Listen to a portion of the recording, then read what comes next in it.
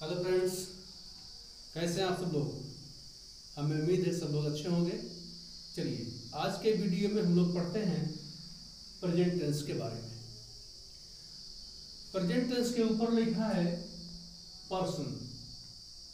ये पर्सन क्या होते हैं, क्योंकि इन पर्सन का यूज, इनका प्रयोग जो है हम लोग टेंसेस में करेंगे। तो पर्सन तीन तरह के होते हैं, एक होता है first person, second person and third person. First person कौन, जो बोलता है वो, यानी मैं इस समय फर्स्ट पर्सन हूं, आई एंड वी, ये फर्स्ट पर्सन होते हैं। वक्ता जो होता है, the speaker is always the first person. And listener, जो सामने चीजों को सुनता है, वो होता है second person. And third person, the person who is not present at the time of talking and about whom you are talking, that is the third person। जो व्यक्ति बातचीत के समय में मौजूद नहीं होता है या जिससे सीधा कम्युनिकेशन नहीं होता है, जिसके बारे में बात होती है, उसको बोलते हैं third person. He, she, they, Ramesh, Dinesh, everything, ये सभी चीजें जो है थर्ड पर्सन में आएंगी। इसका उपयोग हम लोग अभी टेंसेस में करेंगे, आपको समझ में आएगा, थोड़ा सा काम आसान हो जाएगा। तो प्रेजेंट टेंस के कितने पार्ट्स होते हैं, हम लोगों ने पिछले वीडियो में देखा कि indefinite, continuous, perfect and perfect continuous, ये तीनों टेंसेस में होते हैं। Present indefinite, present continuous, present perfect, present perfect continuous. Past indefinite, past continuous, past perfect, past perfect continuous.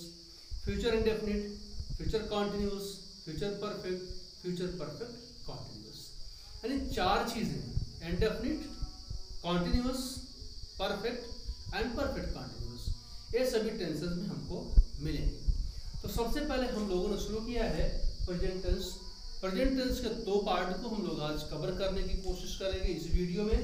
और यहाँ पर है प्रेजेंट इंडेफिनिट टेंस और यहाँ पर present continuous tense. First of all we are going to understand What type of sentences we are making in present indefinite tense? किस तरह के sentences का प्रयोग हम लोग present indefinite में करते हैं। present indefinite एक यूनिक टेंस है। सबसे पहले जानने की जरूरत है कि present indefinite tense के सिंपल sentences में हम लोग जो प्लूरल सब्जेक्ट होते हैं उनके साथ प्लूरल वर्ब का यूज करते हैं, और जो सिंगुलर सब्जेक्ट होते हैं उनके साथ सिंगुलर वर्ब का यूज करते हैं। ठीक है, अच्छा, प्लूरल तो आपको मालूम है प्लूरल सब्जेक्ट क्या क्या होते हैं, लेकिन प्लूरल वर्ब क्या होते हैं। जितने भी वर्ब हम लोग नेचुरल रूप में देखते हैं, सामान्य रूप में देखते हैं, वो सभी अपने प्लूरल फॉर्म में ही होते हैं। जैसे गो, सिंग, ईट, रन, जितने भी वर्ड्स आ रहे हैं हमारे सामने, ये सभी वर्ड्स अपने हमेशा प्लूरल फॉर्म में ही रहते हैं। इनको अगर हमें सिंगुलर फॉर्म में चेंज करना है तो इसमें एस या ईएस का यूज करते हैं। ठीक है, तो सबसे पहले हम लोग देखेंगे प्रेजेंट इंडेफिनिट का simple sentence. Simple, negative, interrogative and interrogative negative, इन चारों सेंटेंसेस को हम लोग पढ़ेंगे। तो यहां पर है singular subject, singular subject, singular verb, plural subject, plural verb. This is only for the simple sentence. ये केवल सिंपल सेंटेंस में होता है। ठीक है, जैसे, अच्छा एक चीज और है, इस टेंस में हम लोग किसी भी यूनिवर्सल ट्रुथ की बात करते हैं। जो चीजें हमेशा सही रहती हैं उन्हीं के बारे में बात करते हैं। Universal truth mean the things which are always true. दूसरी चीज होती है हम किसी आदत के बारे में बात करते हैं। जैसे I take in the morning, मैं सुबह चाय पीता हूं, ये मेरी आदत है। You take milk in the night, ये आपकी आदत है। Sun rises in the east बहुत ही फेमस सेंटेंस है, हमेशा इसको लोग यूज करते हैं। Sun rises in the east, देखो सन ईस्ट में ही राइज होता है, ये ऐसा यूनिवर्सल ट्रूथ है जिसको हम नकार नहीं सकते। तो यूनिवर्सल ट्रूथ हुआ, या कोई इंफॉर्मेशन आपको देनी है, कोई समाचार किसी को देना है, ये सब चीज़ें आपकी प्रेजेंट इंडेफिनिट टेंस में यूज होती हैं। जैसे एक चीज़ और है कि जो फर्स्ट पर्सन है और सेकेंड पर्सन के साथ सिंपल सेंटेंस में, प्रेजेंट इंडेफिनिट के सिंपल सेंटेंस में फर्स्ट पर्सन और सेकेंड पर्सन और थर्ड पर्सन के जो प्लूरल सब्जेक्ट हैं, प्लूरल क्या है, जो एक से ज्यादा है, जैसे दे यहाँ प्लूरल है, तो फर्स्ट पर्सन के साथ पूरा, सेकेंड पर्सन के साथ पूरा और थर्ड पर्सन के प्लूरल सब्जेक्ट के साथ में इस सेंटेंस के सिंपल सेंटेंस में प्लूरल सब्जेक्ट ही यूज होता है। जैसे I go to the school। अब यहां पर I क्या है, सिंगुलर है, लेकिन ये फर्स्ट पर्सन है। अगर यहां पर हम यू कर दें, यू भी सिंगुलर है और प्लूरल दोनों होता है।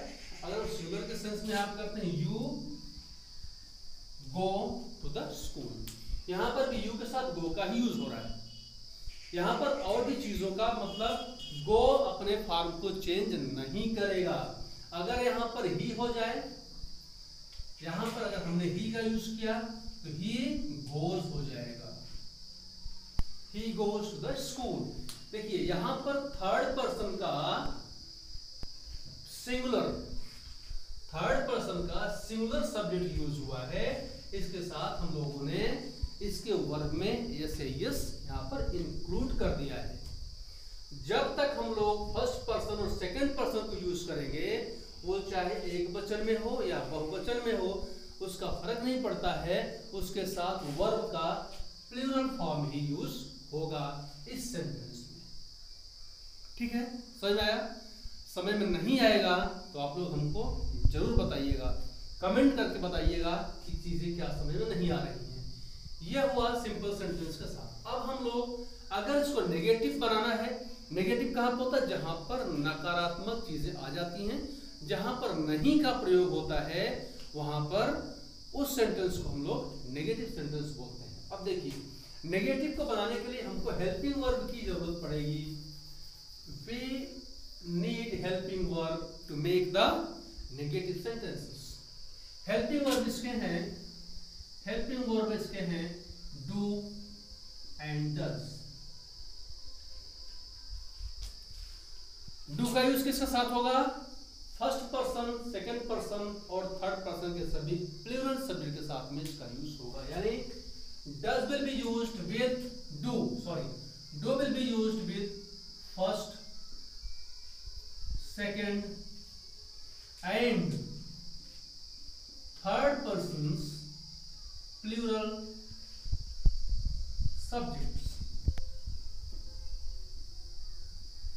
अब हम लोग यहां पर ये नहीं पढ़ेंगे कि आई, वी, यू, दे के साथ में इसका यूज होगा, डू का यूज होगा, बाकी के साथ में आपका डज का यूज होगा। मैंने सीधा कहा कि फर्स्ट पर्सन, सेकंड पर्सन और थर्ड पर्सन के जितने भी प्लूरल सब्जेक्ट्स हैं सबके साथ में डू का यूज होगा, और थर्ड पर्सन की जो सिंगुलर सब्जेक्ट है उनके साथ में डज का यूज होगा। डू का use first person, second person, third person plural subject के साथ में होगा, और डज का यूज होगा थर्ड पर्सन के जितने भी सिंगुलर सब्जेक्ट हैं सभी के साथ उसका यूज होगा। और जब हम डज लगा देंगे तो वर्ब अपने प्लूरल फॉर्म में आ जाएगी। जैसे यहां पर है he does go to the school, अब हो जाएगा कि he goes to the school का यहाँ पे क्या हो जाएगा, he does not go to the school। ठीक, he does not go, यहां पर goes का क्या हो गया, goes is changed into go। go किस में चेंज हो गया, goes किस में चेंज हो गया, go में चेंज हो गया, और यहां पर क्या आ गया, does आ गया। जैसे does का यूज हुआ वैसे ये जो वर्ब है जो सिंगुलर फॉर्म में यहां पर है ये प्लूरल फॉर्म में अपने आ जाएगी जब यहां पर does का यूज होगा। ठीक है, बात समझ में आई? ठीक, अगर यहां पर होगा I, आई भी सिमिलर है लेकिन फर्स्ट पर्सन है। आई क्या हो जाएगा, do not go to the school. Got it, समझ में आया? आई के साथ क्या यूज होगा, डू का यूज होगा। वी के साथ डू का यूज होगा, यू के साथ डू का यूज होगा। तो जितना भी first person, second person, third person का जो बहुवचन है, the plural subject of the third person के साथ डू का यूज होगा।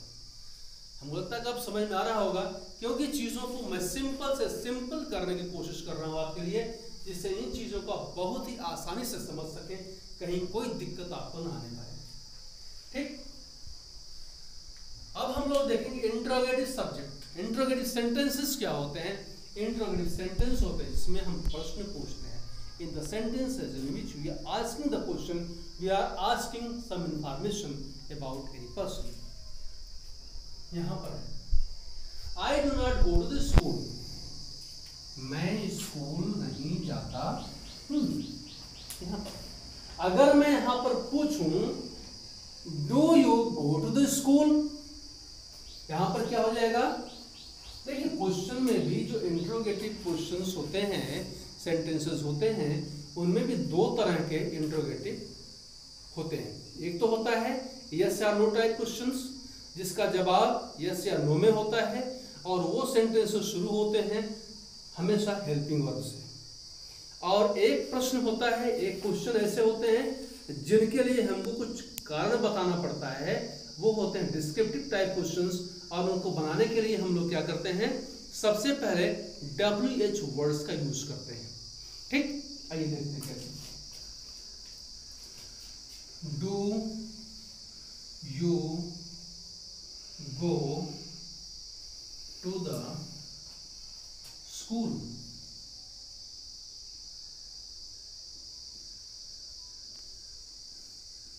क्वेश्चन। अब इस प्रश्न का उत्तर क्या होगा? अगर मैंने आपसे पूछा do you go to the school, आप बोलेंगे हाँ या ना, यही बोलेंगे। इसके बाद और कुछ नहीं बोला इसमें। इसको बोलते हैं यस और नो टाइप क्वेश्चंस। जो क्वेश्चंस हमेशा हेल्पिंग वर्ब से शुरू होते हैं उनको बोलते हैं यस और no type questions. Do you go to the school, question mark. ये हो गया यस और नो टाइप क्वेश्चंस। जो प्रश्न हेल्पिंग वर्ब से शुरू हो रहे हैं उनको बोलते हैं यस और नो टाइप क्वेश्चंस। इनके जो आंसर होंगे हमेशा यस और नो में होंगे। अच्छा, अगर मैं यहां पूछता हूं आपको why do you go to the school, आप स्कूल क्यों जाते हैं? अगर मैंने ऐसा प्रश्न पूछा कि why do you go to the school, यहां पर क्या किया गया? यहां पर अगर शुरू किया गया do you go to the school, इसका आंसर यस और नो में होगा। अगर मैंने पूछा why do you go to the school, क्या होगा? तुम स्कूल क्यों जाते हो? You have tell the reason for going to the school. आप स्कूल में जा रहे हैं, उस जाने का जो कारण है वो आपको एक्सप्लेन करना पड़ेगा, उसको बताना पड़ेगा। इसको बोलते हैं डिस्क्रिप्टिव टाइप ऑफ क्वेश्चन, या जो क्वेश्चंस WH वर्ड से शुरू होते हैं, व्हाई, वेयर, व्हेन, हाउ, इनसे शुरू होने वाले जो क्वेश्चंस होते हैं उनको हम डिस्क्रिप्टिव टाइप क्वेश्चंस कहते हैं। उनको डिस्क्रिप्शन देना पड़ता है, बताना पड़ता है कारण क्या है। तीसरा है नेगेटिव, इंट्रोगेटिव नेगेटिव, जहां पर प्रश्न भी हो और नकारात्मकता भी हो। तो do you not go to the school एक हो जाएगा, do you not go to the school हो जाएगा। लिखते हैं उसको, देख लीजिए आप, do you not go to the school. Not का यूज हुआ, सब्जेक्ट के बाद नॉट का यूज हो गया, ये नेगेटिव भी हो गया। इससे हुआ, और हम शुरू कर सकते हैं व्हाई। क्या तुम स्कूल गए? क्या तुम स्कूल नहीं गए? यस और no? Why do you not go to the school? Why do not go to the school, तुम स्कूल क्यों नहीं जाते हो, it means you have tell the complete reason why you are not going to the school. ये हमारा खत्म हुआ present indefinite tense. अगर आपको इसमें कोई भी दिक्कत आती है, कोई भी दिक्कत महसूस होती है, कोई टेक्निकलिटी आपको महसूस होती है, आप उसको कमेंट करिए। यहाँ पे बहुत सी टेक्निकलिटीज बाकी हैं, लेकिन मैंने कोशिश करी है कि आपको एक स्ट्रक्चर की जानकारी दे, जिससे कि मोटा मोटी अच्छे रूप से आपको इन टेंसेस के बारे में जानकारी हो जाए। कॉम्प्लिकेशंस आएंगे जब हम लोग इन चीज़ों को और पढ़ेंगे और विस्तार में जाएंगे और अलग अलग तरह के सेंटेंसेस को यूज करेंगे, उस समय हम लोगों को कुछ कॉम्प्लिकेशंस आएंगी। But we will see those things also in other videos, that how we are going to manage this sentences with this tenses. Now ये हो गया आपका एक part complete, present indefinite tense complete. Now we are going to understand about the present continuous tense. Continuous means by its name we know that continuation is there where the work is in progress। जहां पर काम एक प्रक्रिया में चल रहा है, वह जा रहा है, मैं पढ़ा रहा हूं, तुम खा रहे हो। It means at the time when sentence is speaking, at that time the work is going on। उस समय, जिस समय हम इन सेंटेंसेस को आपसे बोल रहे हैं, उस समय काम हो रहा है, इसको बोलते हैं कॉन्टिन्यूटी। कॉन्टिन्यूटी है काम में तो कॉन्टिन्यूअस है। ये और भी सिंपल सेंटेंस है, इसमें शुरू से ही 3 हेल्पिंग वर्ब लगती हैं। हेल्पिंग वर्ब इसकी है, helping verb is am are. भाई एक हेल्पिंग वर्ब का यहाँ पर रिजर्वेशन है, एक हेल्पिंग वर्ब यहाँ पर एक ही सब्जेक्ट के साथ लगेगा, बाकी सब्जेक्ट के साथ नहीं लग पाएगा, वो है एम। एम का यूज केवल आई के साथ होगा और आई के साथ ही होगा, और किसी भी तरह के सब्जेक्ट के साथ आई का यूज नहीं होगा। आर का use first person, second person, third person के सभी प्लूरल सब्जेक्ट के साथ में होगा, और इसका प्रयोग जो है थर्ड पर्सन के एक वचन सब्जेक्ट के साथ में होगा। ये बात क्लियर कर लीजिए, कहीं कोई कंफ्यूजन न हो। मैं फिर से रिपीट करता हूं, आप लोग चाहे इसको लिख सकते हैं। इसका प्रयोग थर्ड पर्सन के एक वचन कर्ताओं के साथ होगा, एम का प्रयोग केवल आई के साथ होगा, आर का प्रयोग फर्स्ट पर्सन, सेकंड पर्सन और थर्ड पर्सन के बहुवचन सब्जेक्ट के साथ में आर का प्रयोग होगा। और जब इज एम आर का प्रयोग हेल्पिंग वर्ब की तरह होगा, तब इसमें वर्ब में आईएनजी जुड़ जाएगी। ठीक, बात समझ आई?